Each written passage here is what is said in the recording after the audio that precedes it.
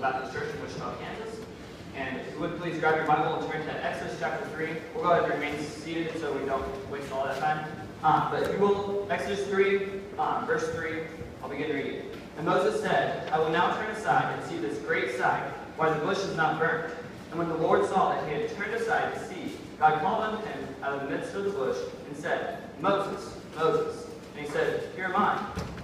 And he said, Draw not nigh hither, put off thy shoes from off thy feet, for the place where thou standest is holy ground.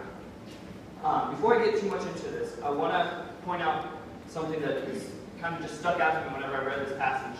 Moses is faced with the decision to whether or not to take off his shoes. Now, before I get into why he's in this decision, I want to give a little bit of background.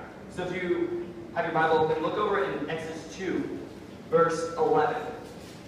Okay? And obviously we know the background of Moses. We know that he was born in a time whenever baby boys were supposed to be killed.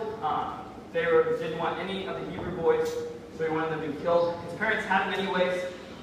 Then he was saved by an ark. He was put in an ark, floating down the river. The princess found him, took him in, raised him as her own son. And he grew up learning under the Egyptians. Okay? And we learn these things on how miraculous God worked.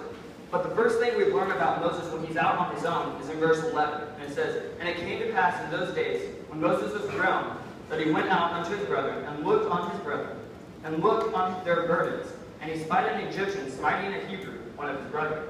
And he looked this way and that way.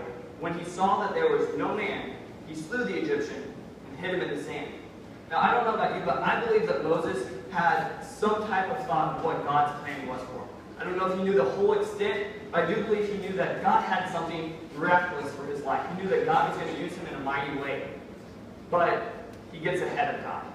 He decides to take matters into his own hands and try to do something that was wrong.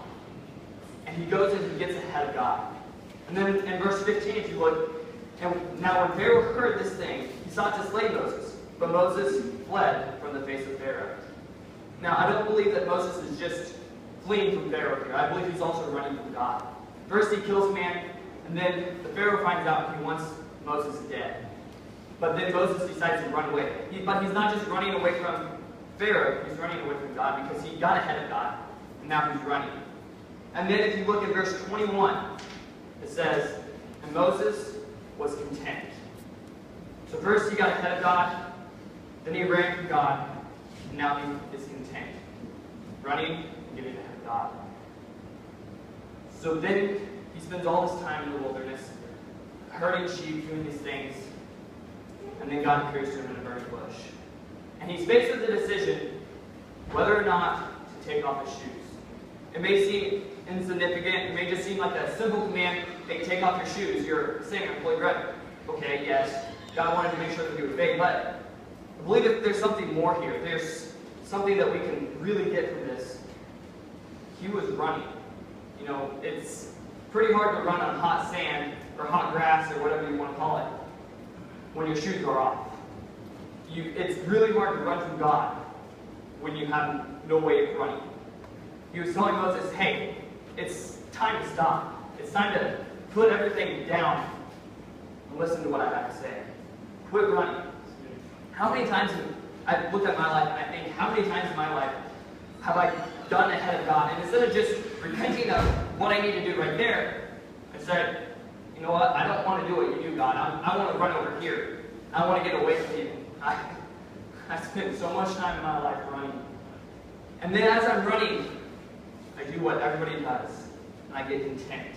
And I say, God, I don't want your will. I want my own, and I want to do my own thing.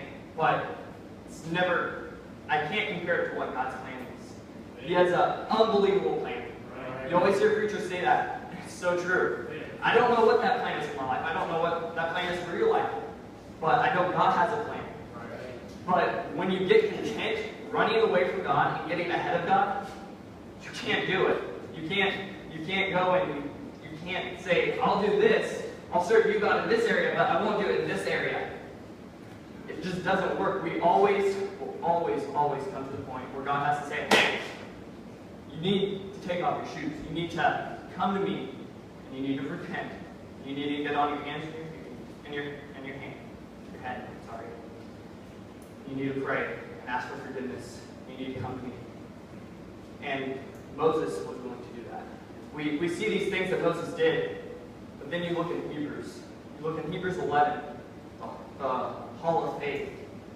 How much of Hebrews is dedicated to Moses? Right there in that passage on how he was obedient to God. Yes, he went and did his own thing, but he came back and he was willing to say, God, I'm sorry. Take off his shoes. So I'll leave you with this question. Are you running from God, or are your shoes off? Thank you.